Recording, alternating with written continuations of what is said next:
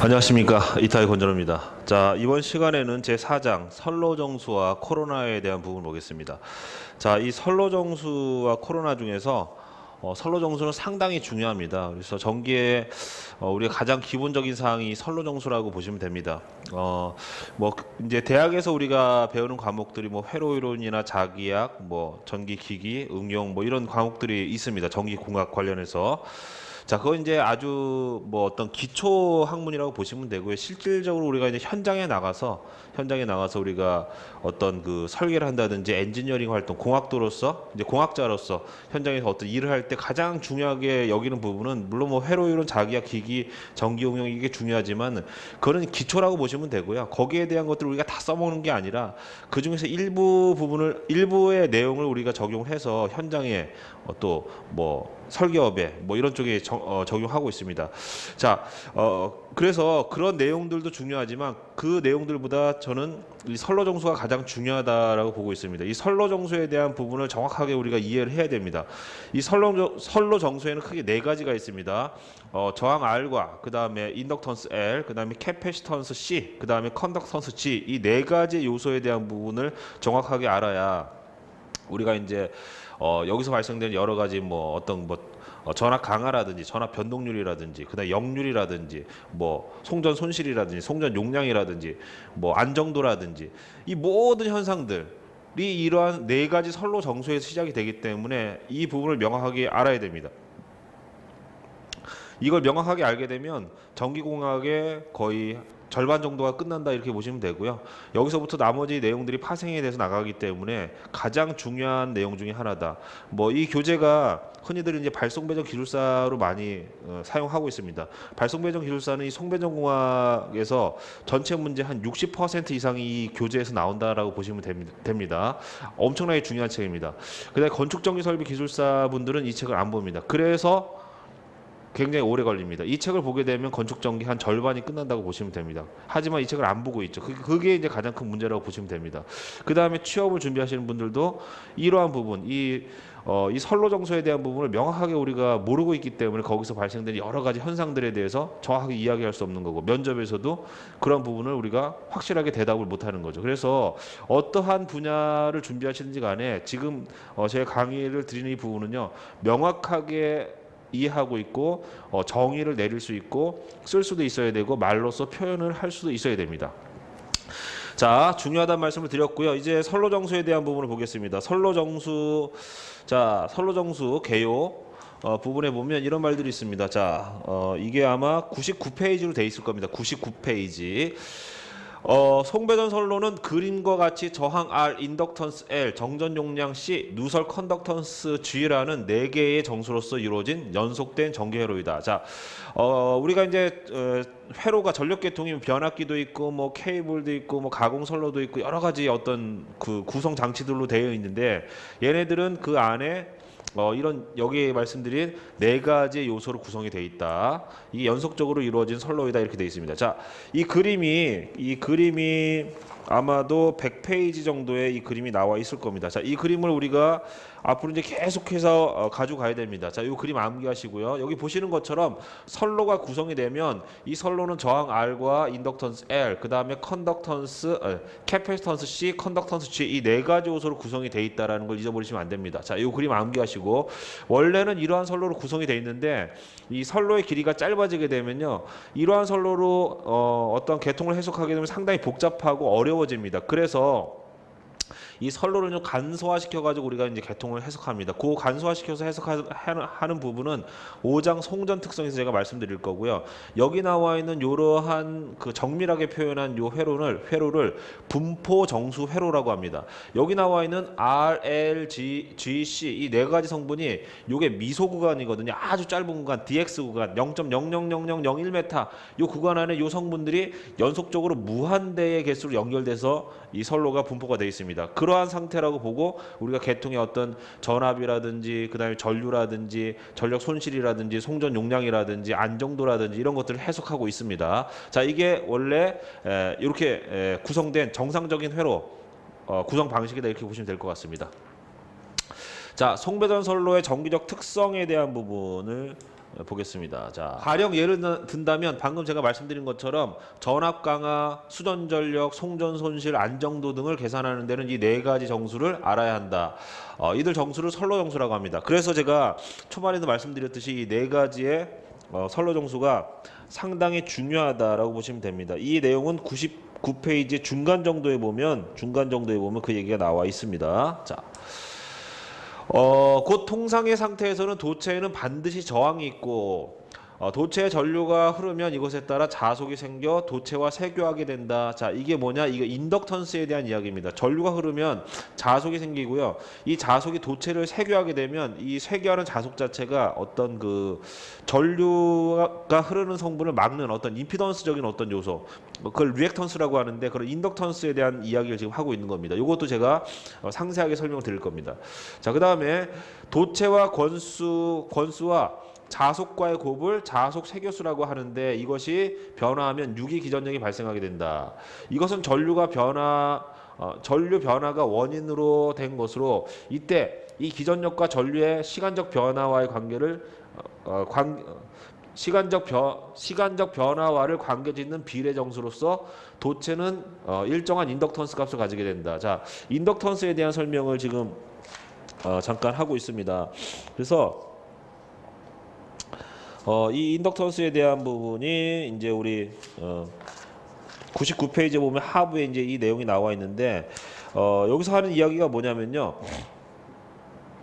이 전류가 흐르면 자속이 발생이 되는데 일반적인 그 정기적인 회로는요 자속이 변화되는 거를 싫어합니다. 그래서 이 변화되지 않게끔 자속이 변화가 되면 자속이 변화되지 않게끔 역기전력이 발생이 됩니다. 그래서 얼마만큼 역기전력을 발생을 시키느냐 그거는 회로의 구성 요소에 따라서 그 발생되는 역기전력의 크기가 달라지거든요. 그 크기에 관계된 어떤 그 비례 정수를 우리가 인덕턴스라고 합니다. 어떠한 회로는 예를 들어서 이제 그 자속이 1초당 1 웨버 정도의 자속이 변화가 되면 예를 들어서 이제 1볼트 정도의 역기전력이 생긴다.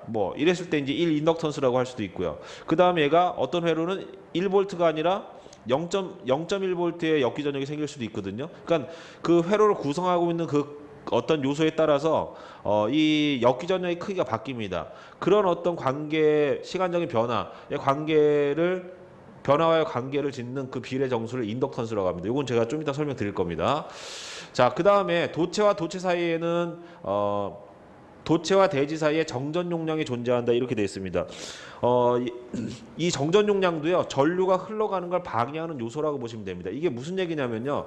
아까는 제가 어떠한 선로에 인덕턴스 요소가 있으면요 여기에 교류를 흘려주면요 이렇게 전류가 시간당 변화가 되면 자속도 이렇게 변화가 되거든요. 자속이 변화가 되는데 이런 변화되는 자속의 요소를 이쪽으로 흘려주게 되면요. 이 인덕턴스 요소는 지금 변화되는 요 자속과 자속이 이렇게 변화가 된다라고 하면 원래 자속이라고 하면 이 인덕턴스에서는 이것과 반대되는 이러한 크기의 마이너스 파이 다시란 자속을 만들어내는 역기전력을 발생을 시킵니다. 그게 이 역기전력의 크기는 마이너스 L dt분의 di라고 표현할 수도 있고요. 얘는 마이너스 dt분의 d파이로 표현할 수도 있습니다. 이렇게 어떠한 자속이 단위 시간당 어떤 전류가 변화가 됐을 때 어떠한 역기전력을 유기시킬 때에 이 관계되는 요 비례 정수를 얘를 인덕턴스라고 합니다. 요 인덕턴스는 요 L 성분, 요 코일 성분이 얼마만큼 그 양이 많으냐 적으냐에 따라서 이 L 값이 커질 수도 있고 작아질 수도 있습니다. 그래서 내가 전류가 이렇게 흐르면서 자속이 이렇게 변화가 되는데 자속이 변화되지 않도록 반대의 자속을 만든다라는 건 뭐냐면 전류가 이렇게 흐르지 못하도록 방해한다라는 겁니다. 그래서 얘가 임피던스 요소로 들어가 있다 이렇게 보시면 되고요. 그 다음에 방금 말씀드린 이 정전 용량에 대한 부분은 뭐냐면 여기에 이제 이 전선이 이렇게 있으면 이 선로가 이렇게 있으면 여기에 내가 원하지 않더라도 전선과 대지 사이에 C 성분으로 연결이 되어 있습니다. 자, 이렇게 됐을 때 어떤 현상이 발생이 되냐면 이 전류를 여기 플러스 마이너스 요소가 이제 교류기 때문에 왔다 갔다 하지 않습니까? 여기가 플러스면 플러스의 전공이 모이면요. 쿨롱의 법칙에 의해서 얘의 반대 성분이 마이너스 요소가 이쪽으로 가게 됩니다. 그럼 이 두 가지는 땡기고 있는 거죠. 땡긴다라는 건 뭐냐면 얘가 이쪽으로 가야 되는데 이쪽으로 가지 못하도록 얘가 잡아주는 거거든요. 그래서 얘가 저항의 요소, 어떤 전류가 흘러가지 못하게 하는 임피던스 요소의 어떤 작용을 한다는 얘기죠. 자, 그 다음에 얘가 반사이클이 지나서 이게 마이너스 요소가 되면요. 얘는 다시 원래의 지점으로 돌아가고요.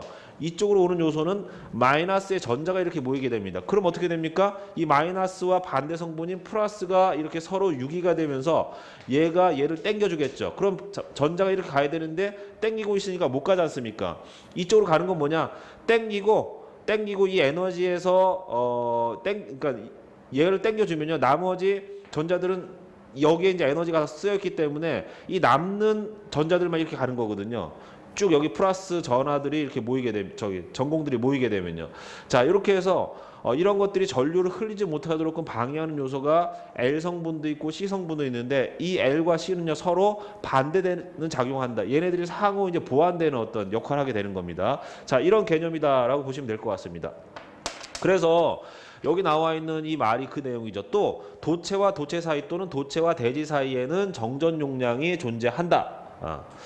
자, 그러나 장거리 송전선로에서는 정밀한 계산을 할 경우에는 선로 정수가 전선로에 따라 균일하게 분포하고 있는 이른바 분포 정수회로로서 취급한다. 자, 아까 제가 100페이지에 나와 있는 그 그림 4-1이 분포 정수회로라고 말씀드렸고 여기 나와 있는 RLGC가 아주 미소한 구간에 분포가 돼 있으면 배치가 돼 있으면서 이게 연속적으로 무한대로 연결돼 있다고 말씀드렸지 않습니까? 그게 분포 정수회로다.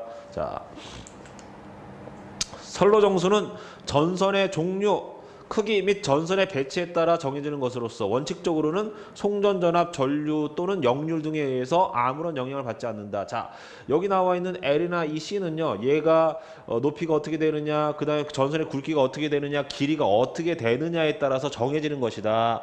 여기에는 전압이나 전류나 역률은 원칙적으로는 크게 영향을 미치지 않는다. 네, 이렇게 보시면 될 것 같아요. 자, 그 다음에 100페이지 이제 계속해서 제가 그 있는 내용을 이제 말씀을 드리는 겁니다. 다만 전류 밀도가 증대하면 발열에 의한 온도 상승 때문에 저항이 증가하거나 고전압 송전선로에서는 코로나가 발생하면 정전 용량이 약간 증가하거나 누설 컨덕턴스가 커지는 경우가 있지만 이들은 아주 특수한 경우로서 특례로 취급한다. 그러니까 이거 볼 필요 없다는 얘기예요. 볼 필요 없고 여기 중요한 건 이제 저항이죠. 저항은 온도가 올라가면 모든 그 상도체는요. 온도가 올라가면 저항값이 커지고요. 온도가 낮아지면 저항값이 작아집니다. 예, 그렇게 그것도 이제 제가 저항을 설명할 때 왜 어떻게 커지는지 얼마만큼 커지는지에 대한 부분을 수식적으로 제가 말씀을 드릴 겁니다. 자, 이렇게 해서 앞에 이제 개요 지금 100페이지의 상부에 있는 부분까지 우리가 봤고요. 선로 정수 중에서 첫 번째인 이 저항에 대해서 우리가 좀 보겠습니다. 저항. 자, 저항은 보시면 저항에 보시면 이제 우리 교재에 고유 저항에 대한 부분이 먼저 나와 있죠. 고유 저항률 로는 58분의 1 곱하기 C분의 100이다 이렇게 되어 있습니다. 자, 이거는 현재 연동선에 대한 고유 저항값입니다. 연동선. 우리가 도전율이라는 걸 쓰는데 도전율이란 뭐냐면 얼마만큼 전류가 잘 흐르느냐를 나타내는 건데 도전율의 기준이 되는 건 뭐냐면 연동선입니다. 연동선. 앞에서 우리가 경동선, 연동선, 경동선, 알루미늄선에 대한 부분을 우리가 공부했지 않습니까? 그래서 도전율이 100%다라고 하는 것은요. 연동률을 기준으로 했을 때 그 전류를 흘려보내는 그 능력이 연동선과 똑같다는 얘기입니다. 자, 이렇게 해서 이게 기준이 된다. 연동선에 대한 이 뭡니까? 고유 저항률이 58분의 1 곱하기 C분의 100이다. 자, 이거 암기합니다. 그 다음에 퍼센트 도전율에 대한 부분이 이제 101페이지에 나와 있는데 퍼센트 도전율이란 뭐냐? 연동선이 제가 100%라고 말씀드렸죠. 그럼 연동선 대비 경동선은 얼마만큼의 도전성을 가지고 있는가? 그 다음에 알루미늄선은 얼마만큼의 도전성을 가지고 있는가를 나타내는 것이 이 퍼센트 도전율이다. 자, 경동선은요. 연동선에 비해서 97%, 알루미늄선은 도전율이 61%입니다. 자, 요거는 암기합니다. 자, 그 다음에 이 저항은요 온도에 영향을 받는다라고 방금 말씀드렸거든요. 자, 우리 교재에 보면 이런 말이 있습니다. 경동선 및 알루미늄선의 도전율은 97%, 61%를 표준으로 하고 있다. 위의 도전율 또는 고유 저항은 모두 20도씨를 기준으로 하고 있는데 일반적인 전선용 금속 도체는 온도가 올라감에 따라 저항은 증가한다. 자, 얼마만큼 증가하느냐? 여기 나와 있는 이 공식만큼 증가합니다. 공식 암기합니다.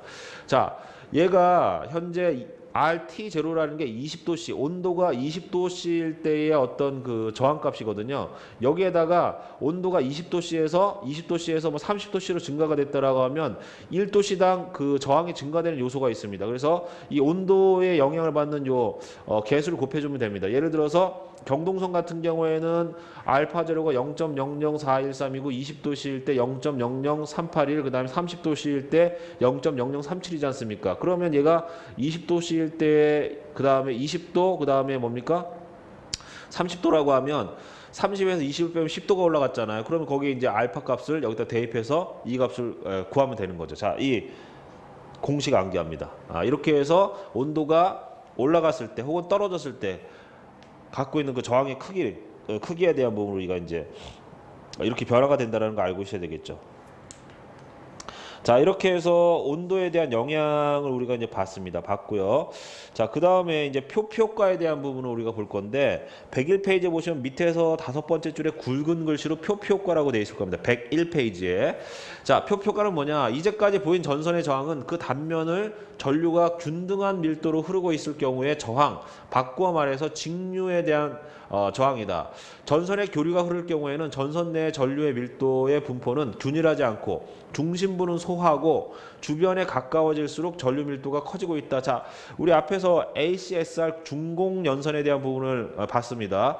ACSR은 가운데는 도체가 아니라 강철심으로 넣어놨죠. 왜냐하면 안에가 전류가 안 흐르기 때문에 비싼 알루미늄 소재를 넣을 필요가 없고요. 그 다음에 알루미늄 강도가 약하기 때문에 도전성이 떨어지는 철을 넣어서 전류를 흘릴 목적이 아니라 이 전선의 강도를 높이기 위해서 가운데다 강심을 집어넣지 않습니까? 그건 뭐냐? 표표가 때문에 전선의 사이즈를 굵게 했을 때 안쪽으로 전류가 안 흐르니까 그 안에 이제 그 안을 비워놓거나 아니면 강심을 넣어서 강도를 보강하는 형태로 가는 거죠. 그게 표표효과 때문이다. 자, 표표효과는요 교류에서만 발생이 됩니다. 여기 보시면 직류 저항에 대한 이렇게 돼 있는데 직류에 대한 전류가 흐르면요, 직류 같은 경우에는 이 안쪽에 모두 다 이 안쪽이 꽉 채워서 전류가 다 흐릅니다. 자, 그런데 교류 같은 경우에는 이렇지 않다는 얘기. 교류는 어떻게 되냐면 이 전류가 이렇게 딱 흐르지 않습니까? 전류가 흐르게 되면 이 전류가 흐르는 거에서 자속이 이렇게 세교하게 됩니다. 그러면 이 자속이 세교하게 되면 이 안쪽에 이 자속의 세교량, 이 자속이 이제 그 시간의 크기에서 변화가 되면 이 자속이 변화가 되지 않게끔 여기 역기전력이 발생이 돼서 반대 자속을 만들거든요. 그건 뭐냐면 이쪽으로 자속의 변화량이 없게끔 만들어준다. 즉 교류가 흐르지 못하도록 만들어줍니다. 자, 그런데 이 전선의 안쪽은요, 보세요. 얘를 이렇게 중심축을 나눠서 이렇게 잘라보면 여기에도 전류가 흐르고, 그 다음에 여기도 전류가 흐르고, 그 다음에 여기도 전류가 이렇게 흐르고, 그 다음에 여기도 흐른단 말이에요. 이렇게. 자, 이렇게 전류가 흐르면요, 안쪽에 있는 놈은 이 중심부에 있는 전류에 의해서도 자속이 세교하고요, 그 옆에 있는 놈에 의해서도 자속이 세교하고, 얘에 의해서도 자속이 세교하고, 그 다음에 얘에 의해서도 자속이 이렇게 세교한단 말이에요. 이렇게. 자, 그러면 안쪽으로 갈수록 세교하는 자속량이 많지만 이 외곽에 있는 놈을 보면요, 이 옆에는 전류가 안 흐르죠. 그럼 이 옆에서 이렇게 세교해서 들어오는 자속의 양이 없지 않습니까? 그래서 도체 중심에는 세교하는 자속량이 많고요, 바깥으로 갈수록 세교하는 자속량이 없기 때문에 전류는 바깥쪽으로 흐르려는 성질을 가지고 있는 거죠. 이렇게. 그래서 바깥쪽에 전류 밀도 높고요, 안쪽에 전류 밀도 낮습니다. 이걸 뭐라고 하느냐? 표표효과라고 합니다. 표표효과. 이 표표효과는요, 전선의 단면적이 클수록, 그 다음에 주파수가 높을수록, 도전율이 클수록 커집니다. 자, 이건 암기합니다. 자, 이게 표표효과다.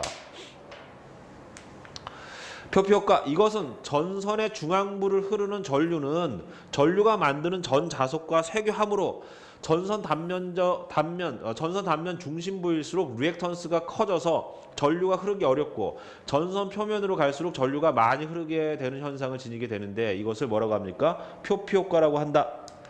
자, 표피효과. 표피효과는 주파수가 높을수록 전선의 단면적이 클수록 도전율이 클수록 비투자율이 클수록 커진다. 네, 말씀드렸죠. 이거 암기해야 됩니다.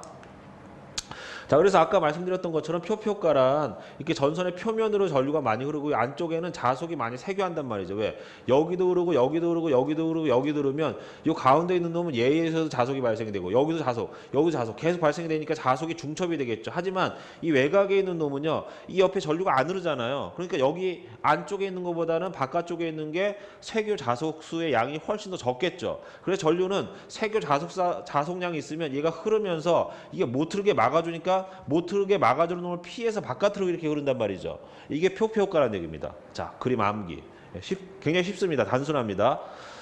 그렇게 보시고요. 그렇게 보겠습니다. 자, 이렇게 해서 우리가 전선의 저항까지를 마무리를 했습니다.